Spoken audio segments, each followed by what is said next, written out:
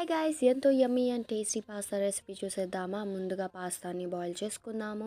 మైల్డ్గా boil చేసుకోండి. పెనంలో oil వేసుకొని అందులో పచ్చిమిర్చి స్పైసీ కోసం యాడ్ చేశాను. And onion, garlic and salt మంచిగా ఫ్రై అయిపోవాలి.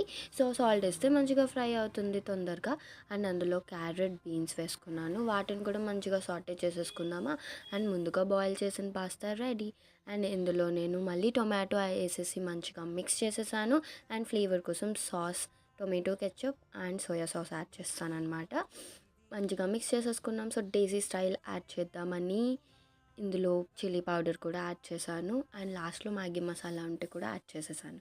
సో వీటిని మంచిగా మిక్స్ చేసేసి చూసారా, థిక్గా అయిపోవాలి.